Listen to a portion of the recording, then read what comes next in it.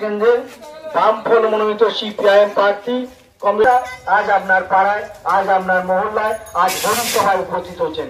তার সাথে পরিচিতি লাভ করুন। তাকে আগামী 20 মে আজ আপনার পাড়ায়, আজ আপনার মহল্লায় তাকে কাস্তে হাতুড়ি চিহ্নে ভোট দিয়ে আগামী 20 মে মেহনতি মানুষের কণ্ঠস্বর লোকসভায় পৌঁছে দিতে কমরেড দীপশিতা ধরকে কাস্তে হাতুড়ি চিহ্নে ভোট দিয়ে বিপুল ভোটে জয়যুক্ত করুন। আগামী 20 তারিখে তাকে কাস্তে হাতুড়ি চিহ্নে ভোট দিয়ে বিপুল ভোটে জয়যুক্ত করুন।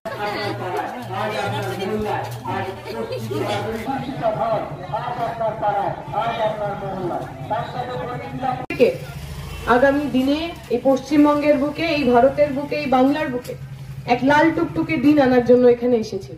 আপনারা জানবেন, আমাকে পরিচয় দেওয়ার আগে কমরেডরা বলছিলেন আমি জওহরলাল নেহরু ইউনিভার্সিটির ছাত্রী। আজ থেকে ঠিক 2 দিন আগে ওই জওহরলাল নেহরু ইউনিভার্সিটিতে নির্বাচন হয়েছে। আমরা দেখেছি নির্বাচনের আগে অখিল ভারতীয় বিদ্যার্থী পরিষদ বিজেপির লোকেরা খুব নাচানাচি করছিল, বারবার বলছিল যে এইবার আবকি বার মোদী সরকার। জেএনইউতেও নাকি এবার এবিভিপির সরকার আসবে, জেএনইউতেও নাকি লাল ঝান্ডা বামপন্থীরা তারা ঘিরে যাবে। আমরা দেখলাম যখন নির্বাচন হলো, যখন সাধারণ মানুষ ভোট দিল আর নির্বাচনের ফল যেদিন বেরোলো, তখন 4টি আসনে বামপন্থীরা জিতলো, বিজেপি হারলো, বিজেপি শূন্য হয়ে গেল। আমরা বিশ্বাস করি ওই লাল ঝড় পশ্চিমবঙ্গের বুকে, ভারতের বুকেও আসবে, কারণ সাধারণ মানুষ জানেন তার বন্ধুকে, সাধারণ মানুষ জানেন তার দুঃখ দুর্দশায় দুর্দিনে কারা কার সঙ্গে থাকে। 15 বছর ধরে আপনার আমার যিনি এমপি, আমি শ্রীরামপুরের ভোটার, শ্রীরামপুরের বাসিন্দা। 15 বছরে একদিনের জন্য আমি কল্যাণবাবুকে আমার বাড়ির সামনে ঘুরতে দেখিনি, হাত জোর করে ওই ভোট ছাওয়া ছাড়া, ভোটের আগে হাত জোর করে ঘোরা ছাড়া আর কখনো আমার এলাকার কোনো সমস্যা তো ওনাকে আমরা পাশে পাইনি। আমরা বলছি এমন এমপি দেখে লাভ কি যাকে চোখে দেখা যায় না। ওই একটা সিনেমা ছিল না মিস্টার ইন্ডিয়া, তাতে হাতে ঘড়ি পড়লে অনিল কাপুর অদৃশ্য হয়ে যেত। আমাদের এমপির অবস্থাও তাই, উনি খালি ঘড়ি পড়েন না, এমনি এমনি অদৃশ্য হয়ে যাচ্ছে। আমরা বলছি এমন লোক, যে লোক আমাদের ভোটে যেতেন, আমাদের ট্যাক্সের টাকায় গাড়ি চলেন, গাড়িতে লাল বাতি নীল বাতি লাগান, অথচ এই অঞ্চলের সাধারণ মানুষ, জনাইয়ের সাধারণ মানুষ, তাদের কষ্ট, তাদের সমস্যা তা নিয়ে একটা কথাও বলেন না। আমাদের বন্ধ হয়ে যাওয়া স্কুল, চাষের দাম না পাওয়া, 100 দিনের কাজ বন্ধ হয়ে যাওয়া, ইন্দিরা আবাসন, প্রধানমন্ত্রী আবাসন, তার টাকা মেরে দেওয়া, এই সমস্ত কিছুর বিরুদ্ধে যিনি কাজ করতে পারেন না, যিনি শুধু নির্বাচনের আগে আমাদের ভোট নেন আর ভোটের পর গায়েব হয়ে যান, এমন সাংসদ আমরা চাই না। আসুন বিজেপি তৃণমূলকে হারাতে এই শ্রীরামপুরের বুকে সাধারণ মানুষের বন্ধু এই লাল ঝান্ডার উপর আমরা ভরসা রাখি। আগামী 20 তারিখ কাস্তে হাতুড়ি চিহ্নে আমরা এই বামপন্থীদের বিপুল ভোটে জয়যুক্ত করি। এটুকু বলে আমার বক্তব্য শেষ করব। শুকরিয়া, ইনকিলাব জিন্দাবাদ। লোকসভা কেন্দ্রে বামফ্রন্ট মনোনীত সিপিআইএম প্রার্থী কমরেড দীপশিতা ধরকে বিপুল ভোটে জয়যুক্ত করার আহ্বান জানিয়ে গরিব মানুষের কথা, সাধারণ মানুষের কথা, শ্রমিক কৃষকের কথা এবং দেশের সাম্প্রদায়িক সম্প্রীতি অটুট রাখতে আগামী নির্বাচনে দিল্লি জওহরলাল নেহরু ইউনিভার্সিটির ছাত্রী কমরেড দীপশিতা ধরকে বিপুল ভোটে জয়যুক্ত করুন। কমরেড দীপশিতা ধর পশ্চিমপাড়া এবং হাটপুকুর অঞ্চলে আপনাদের এলাকায় উপস্থিত হয়েছেন। 15 বছর ধরে এই এলাকার এমপিকে আপনারা দেখতে পাননি। 15 বছর ধরে এই এলাকার এমপির যে উন্নয়ন ফান্ডের কোন উন্নয়ন দেখতে পাননি। আমরা বলছি এই দিল্লির ধারে কারখানাগুলো খুলতে কাস্তে হাতুড়ি চিহ্নে, এই চণ্ডীতলার গ্রামীণ এলাকায় কৃষিকে বাঁচাতে কাস্তে হাতুড়ি চিহ্নে, এই নিত্য প্রয়োজনীয় জিনিসপত্রের মূল্য বৃদ্ধির বিরুদ্ধে কাস্তে হাতুড়ি চিহ্নে, এই সাম্প্রদায়িক দাঙ্গায় ইনকিলাব ইনকিলাব ইনকিলাব।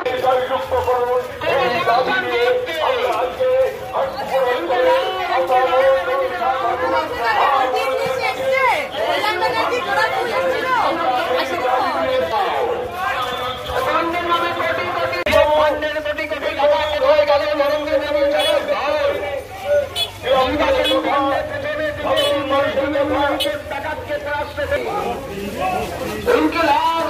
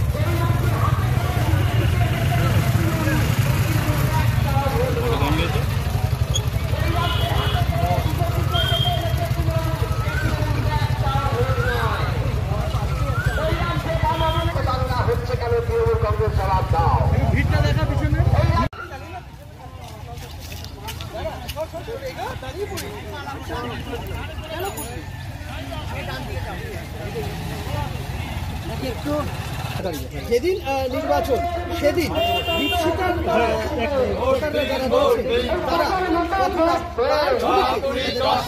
তুলে দেন।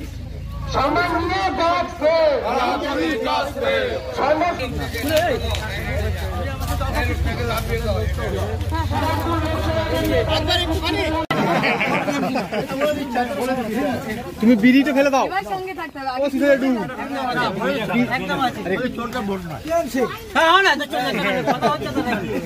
ঠিক আছে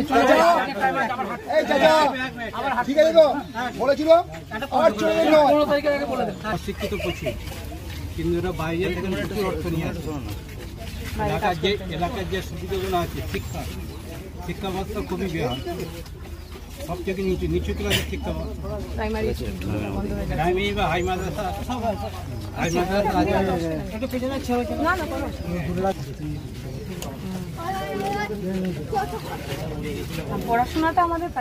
পড়াশোনা বলতে কি আপনি শুনেছেন নিশ্চয়, এই অমর্ত্য সেন যে রিপোর্ট দিয়েছিল 16 সালে, সেই রিপোর্টে বলেছিল সংখ্যালঘু এলাকার সবথেকে পরিস্থিতি খারাপ।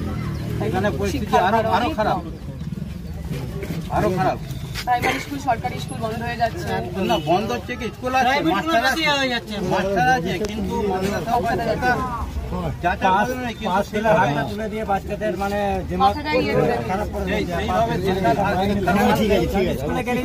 উঠে যাবো পরের ক্লাসে। রাহুল গান্ধী যে বলে মানুষকে কাজ দিয়ে, মানুষকে দিয়ে, মানুষকে নিজের টাকা নিজেই তারা তুলে নেবে। আর লক্ষ্মীর ভান্ডার, যুবশ্রী, কন্যাশ্রী হাতে টাকা দিলে তাদের লাগবে না, তারা চাই না।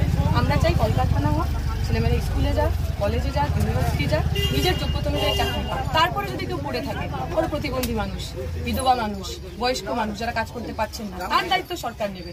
ছোট বাচ্চারা, গরিব পরিবারের ছেলেমেয়ে যাদের মা বাবার টাকা নিয়ে স্কুলে পৌঁছাতে পারে, তাদের দায়িত্ব সরকার নেবে। যে মানুষ কর্মঠ, সেই মানুষকে কাজ দিই, সম্মান দিন, মানুষ খেতে নিজের গতর খাটে মাথা উঁচু করে। আপনি এখানে কল্যাণ ম্যারেজের মতন একটা হেভি প্রার্থী, আর আপনার দ্বিতীয় প্রার্থী হচ্ছে RSS প্রার্থী, দেখা বলে যায়। এদের বিরুদ্ধে লড়াইটা আপনার কেমন লাগছে?